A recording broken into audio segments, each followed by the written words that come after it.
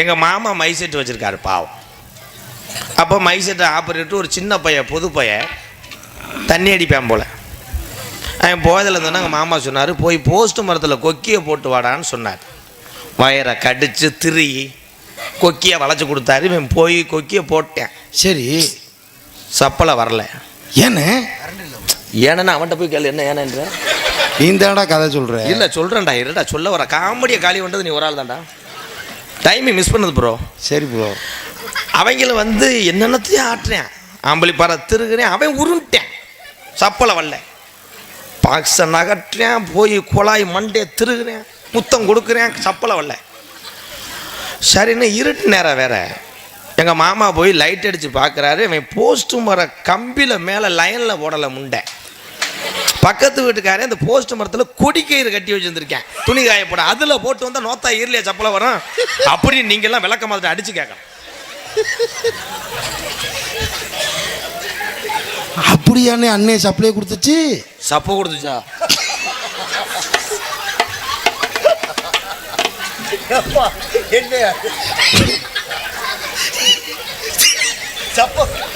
நாடகம் அப்படின்னா ஏழுசை நாடகம். அது யாருக்கு தான் தெரியாது. இப்படி எடுத்து பேசுனா விளங்குமாடா? இருடா. எத்தனை கலைகள் இருக்கு தமிழ்நாட்டில், எத்தனை கலை இருக்கு. இந்த கலையை நம்பி எத்தனை குடும்பம் இருக்கு. அத்தனை நேரத்தையும் அத்தனை கலைகளையும் வாழ வைக்கக்கூடிய இங்கே இருக்கின்ற நீதிமான்கள், என் தாய்மார்கள், என் சகோதர சகோதரிக்கெல்லாம் பாதம் தொட்டு நன்றி. முண்டை இப்போ ஹிந்தி பாட்டா பாடினேன். எவனுக்கு சாகு வருது வேற. பேசாம ஒரு நான் கூடாங்கி எடுத்துக்கணும் உட்காமட்ட எரிஞ்சு. ஐயோ மைக்கு தொக்குது. நான் தன்னால் இந்த என் சிங்கத்துல சிரிக்க வைக்கிறதுக்கு வந்திருக்கேன். நீ பகுமானம் என்ன தூமியை குடிக்க மாட்டேன். சிரிச்சுக்கங்க தான் நீங்க. இவ்வளவு ரோசமா இருந்த உங்களை நேரம் உலக்கத்திட்டு வந்து அடி. Oh my God.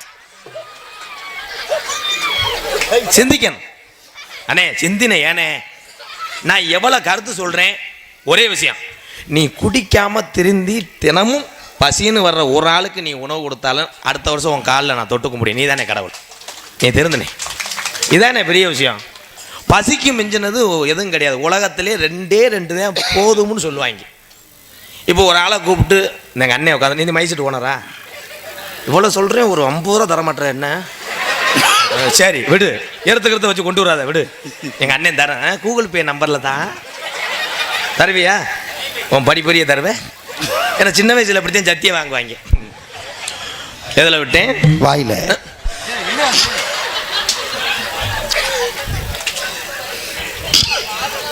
இந்த அண்ணன் இருக்கு, பணம் கொடுங்களேன் ஒரு ஆள்கிட்ட. 1 கோடியை கொடு, நான் ஒரு 20 லட்சம் இருந்தால் கொடுனே, 10,000 சோறு போடுவேன் போதுமனே. இன்னொன்று வந்து காவலத்தில் தூக்கி போட்டு அடிப்பாக, அந்த அடியை போதும் முடியாது, 2 அறை விடுவார். போதும் சார், என்ன போதும். ஆனால் அதே மாதிரி தான் என் தாய். ஏடா உட்காரடே சுத்தூத்தி உட்கார். என்ன எந்திரிக்கிற பெரிய தாய் புருஷலி மையன் இரு. பேசிக்கிட்டு இருக்கும்போது படக்க படம் எந்திரிக்காத. நான் கிறிசு கட்ட பப்புனும் உலகத்தையே தெரியும். நான் வந்து உங்களில் ஒருத்தையும் சொந்தக்காரன். தமிழன் நான் உலகத்தில் யார் யார் இருக்காங்களோ அத்தனை பேர்த்துக்கு இந்த எம்கேஆர் சொந்தக்காரன். ஆனால் அந்த தமிழனுக்கு தமிழ்நாட்டில் வேலை கிடையாது. பூரா ஜவராஷ்டாக்காரன் வந்துட்டேன். ஒரு ஊரில் அப்படித்தான் பேசிக்கிட்டே இருக்கேன், அவங்க சிரிக்கவே இல்லை. விடியுது பார்த்தா சவராஷ்டக்காரன் சோலாரில் வேலை ஆக்குறவன் இப்படியே உட்காந்துருக்கேன். நான் போய் சிரிடாண்ட கே என்ன கேன்றேன், கே பாஞ்சா பாஞ்சாக படக்குன்னு ஒரு ஆள் வந்துருச்சேன். நிமல் எம்கேஆர் மாதிரி பப்புன்னு போடுதோ, சரி வெறும் ஊறுகாயும் கஞ்சியும் ஊற்றுதுன்ட்டேன். அப்போ நினச்சேன், தாலி நம்ம உழப்பில் கை வச்சுருவேன் போல சவராஷ்டக்காரன். எல்லா இடத்துலையும் வந்துட்டான். ஏன்? தமிழனுக்கு இந்த உலகத்தில் அதிகமாக தமிழ்நாட்டில் வேலை இல்லாத காரணம் என்ன? இப்போ இந்திக்காரன் வரேன், மாடு மாதிரி வேலை செய்வேன். நம்மால் அப்படி கிடையாது. கொத்தனார் கொண்டு போய் நிமிந்தால விட்டால் 2 மம்பட்டி அப்படியே கிண்டுவேன். 3ஆவது மம்பட்டி அப்படியே செய்தி வெடி இருக்கா. அவர் பெரிய தலை சேட்டு மையம், அங்கே ஒன்றுக்கு இருக்க மாட்டேன். 2 கிலோமீட்டர் போய் ஒன்றுக்கு கொத்தனார் வெயில்ல கலவை கலவை அப்படின்ட்டுவேன். திருப்பி கத்தி பார்ப்பேன், அந்த ஆள் சாரத்துலேருந்து குதிச்சு மாட்டார்னு காலை கிண்ணி அவன் கலையை போட்டுக்கிட்டு மேலே ஏறிக்கிட்டு அடிக்கிறேன். திருப்பி அதில் சில யாரும் இந்த கணேசி போயில ஓடுவாங்க பார்த்தீங்களா, கணேசி போயெல்லாம் அடாட பின்னிடுவேன். ஆமாண்ணே. அது போடுற விதமே வேற மாதிரி போடுவாங்க. எப்படிண்ணே? பாக்கெட்டை பீரோலேருந்து எடுப்பான். வீட்டு பீரோவில் ப்ரோ ஜட்டி. ஓஹோ. சட்டிகள்லேருந்து இப்படி எடுத்துட்டு அதை அப்படியே பக்குவமாக போடுவாங்க பாரு. ஆஹா.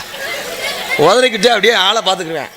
எவனும் ஓசி ஏற்றுவேன் முண்டை முண்டை ஒரு பாக்கெட்டை ஒரு வருஷத்துக்கு போடுவேன். அந்த போட்டு அந்த பாக்கெட் இப்படி வச்சுக்கிட்டு இருந்தா அந்த ஓப்பன் பண்ணுறானா பூனை ஊதிட்டு போட்டு திருப்பி அந்த பாக்கெட்டை திருப்பி அவன் நசுக்கிறத பார்க்கணும். அவன் வைக்கும் போது யாராவது இழுத்து கிடந்து செத்து போவேன். என்ன வாய் வாசப்படி எழுதி வச்சுட்டு திருப்பி முண்டை கையெல்லாம் கிளீன் பண்ணுவேன். அந்த அங்கிட்டு ஒரு ஆள் வந்து மச்சான் எனக்கு கொஞ்சம் பூஸ்ட் 2 போடுது. இந்த உலகத்தில் நல்லது சொல்லி கொடுக்க ஆள் இல்லை. அந்த காலத்துலலாம் என் ஆத்தாமார்கள்லாம் குளிக்கிறத கவனிச்சோம்னா அவ்வளோ அருமையாக குளிக்க. ஷாம்பு என்ன சிரிக்கிற தன்னானே தன்னானே தன்னானே என்ன பிரயத்தனி பயமேனே. ஷாம்பு சோப்புலாம் அந்த காலத்தில் கிடையாது. அந்த காலத்தில் சவுக்கார் கட்டின்ட்டு வாங்க மளிகை கடையில் போய் பார்த்தா மஞ்சள் கலரில் இந்த தண்ணி நீளத்தில் இருக்கும். மளிகை கடைக்கார்ட்ட ஏங்க ஒரு முளம் சவுக்கார கட்டினா அப்படி சடம்பை திருப்பேன் திரிச்சு அப்படியே அறுத்து கொடுப்பாங்க. அதை வாங்கின ஆள் இருந்தால் கைதுக்குங்க. மஞ்சள் கலரில் ஆத்தா மாதிரிலாம் வாங்கியிருப்பேன். அப்போ எங்கள் அப்பத்தா பேர் பட்டு கிளவி. பட் ஒன் திங் அந்த முண்டை பட்டுன்னு திருந்தலை. அந்த பட்டுக்கிளை உயிரோடு இருக்கா? செத்து போச்சு. என்ன என்ன ஏடிஎம் கார்டா? அப்போ எங்கள் ஆத்தாலாம் முடியெல்லாம் பார்த்தா வீட்டில் கிழவிங்கெல்லாம் விளக்கு மாதிரியே வாங்க மாட்டேன். இந்த பொம்பளைகளுக்கு முடி தரைக்கு தொங்கும். ஆத்தாத்தோ வீட்டில் 3 ரவுண்டு டிராக்டர் மாதிரி அடிக்க அம்புட்டு குப்பையும் வெளியே இழுத்துட்டு வந்துடும் மசத்துலேயே.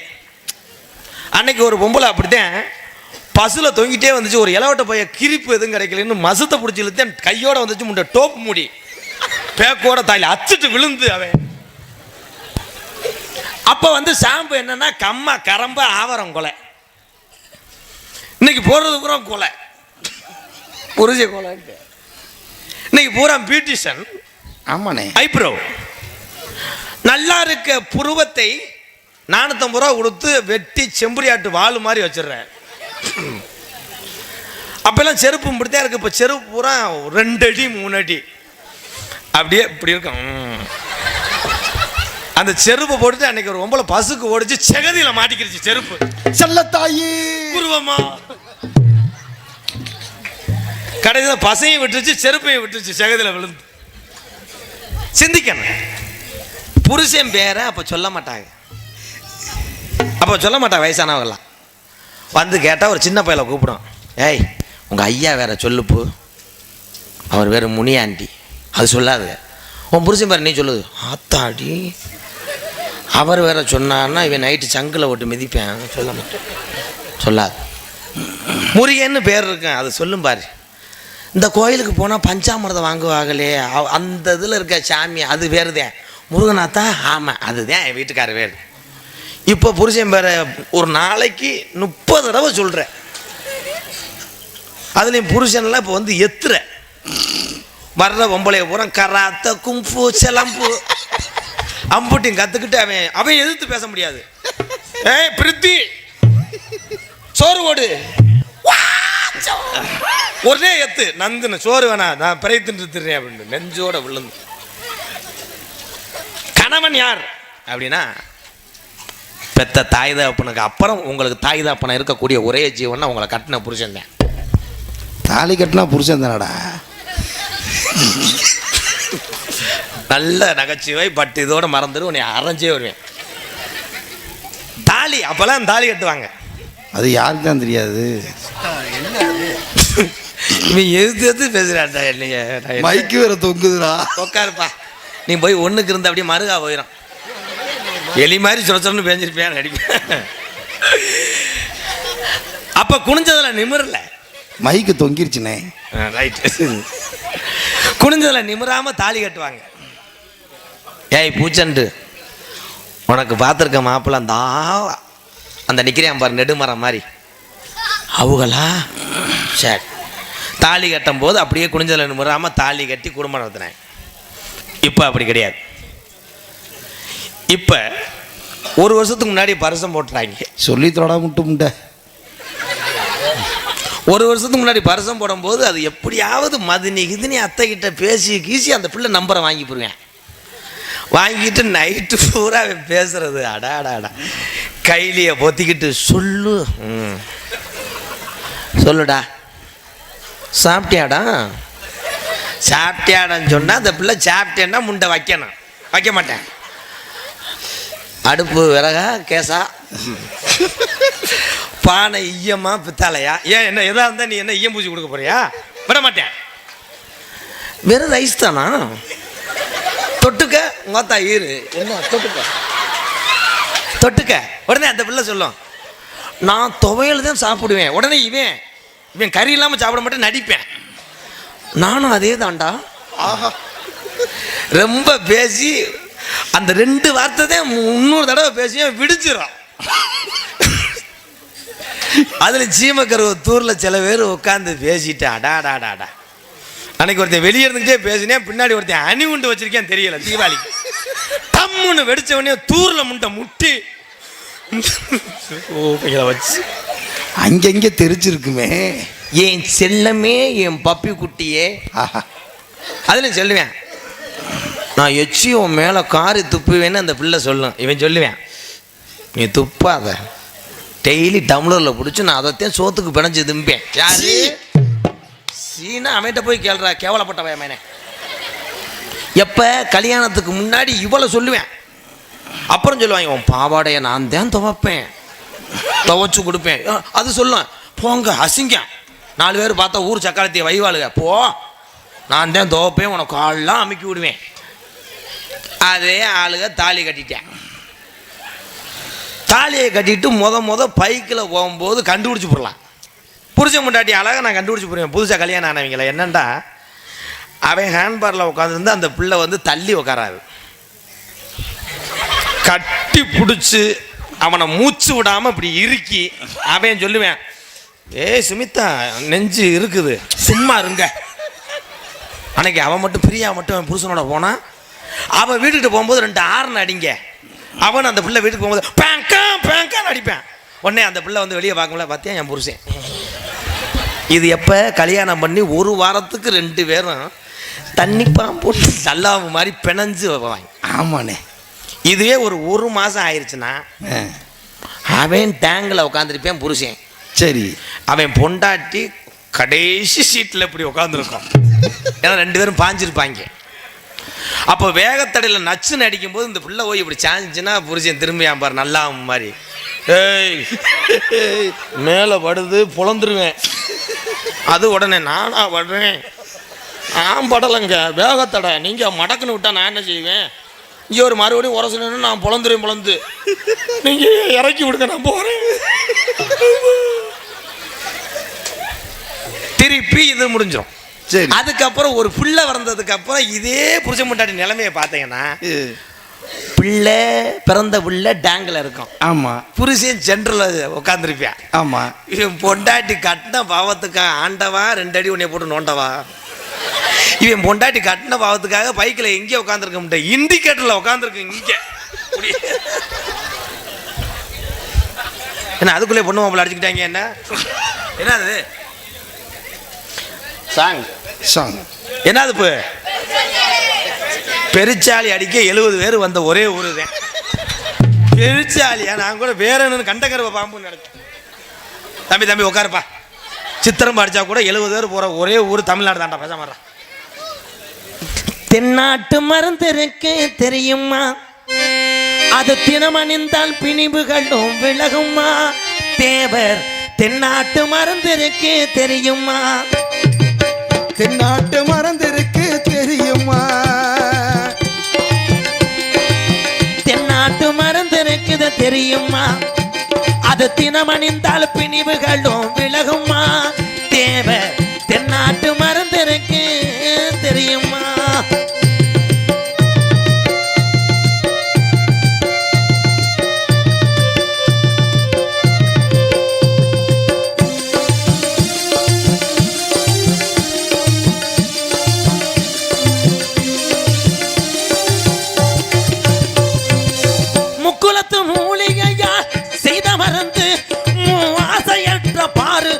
பிரம்மச்சாரி மருந்து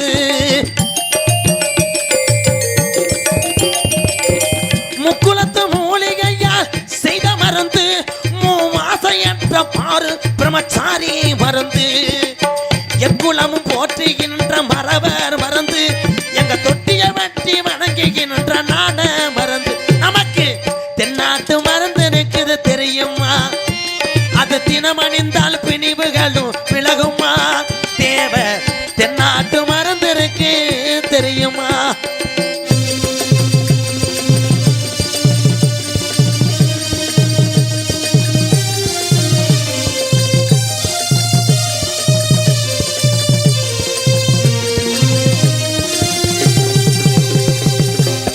விளையாடல் செய்யும் சுத்த மருந்து எங்கள் சின்னாண்டி எழுதி வைத்த என்ன மருந்து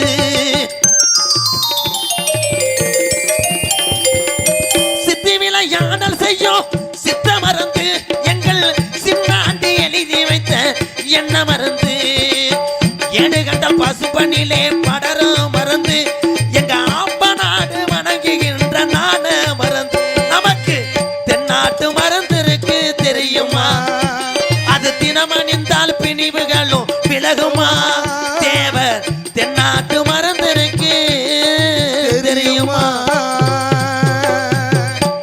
நாட்டுக்காக உழைத்திட்ட தங்க மகன் யாரு எங்க சின்ன மருது பெரிய மருது என்றுமே கூறு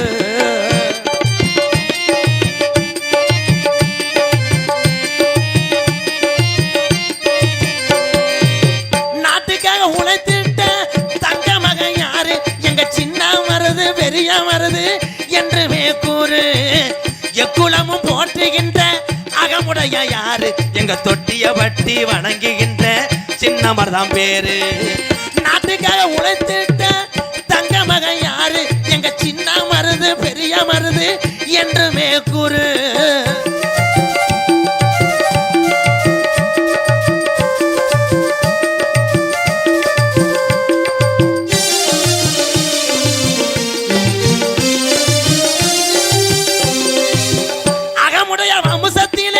பிறந்தவர் யாரு எங்க சிவகங்கை சீமையிலே பெரிய மருது பேரு சிவகங்கை சீமையிலே பெரிய மருது பேரு நாட்டுக்காக உழைத்திட்ட சிங்கரண்டு யாரு எங்க சின்ன மருது பெரிய மருது என்றுமே கூறு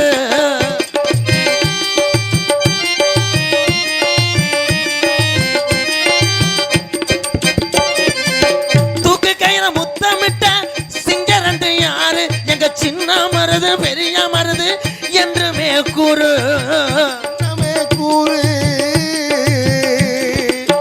நாட்டுக்காக உழைத்திட்ட தங்க ரெண்டு யாரு எங்க சின்ன மருது பெரிய மருது என்றுமே கூறு எங்க சின்ன மருது பெரிய மருது என்றுமே பாடு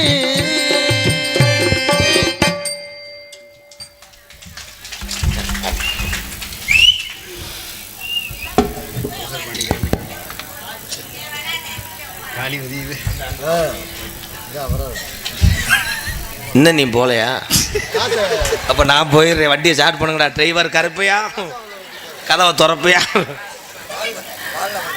காலில் விழுகல் ஒரு 100 ரூபாய் தரேன் நீ போயிரு அம்பலிபலத்து பெருமைப்படுத்திய என் அன்பு தம்பி சிவகாசியில் இருந்தாலும் தன்னலமிக்க ஒரு மனிதன் நமது முக்குளத்தில் பிறந்த அன்பு தம்பி என் செல்ல தம்பி கார்த்திக் கடப்பாறை லாக் அரே ஐயா அவர் ஏதாவது சண்டை எடுத்து விட்டு வரப்பா அண்ணே உட்காருண்ணே இன்னைக்கு எப்படியே இந்த புது சட்டையும் புது வேட்டியும் கட்டியிருக்க நீ காலையில் 9 உன்னை துவைக்கும் போது உன்னை பாருவேன் எத்த போதுக இருனே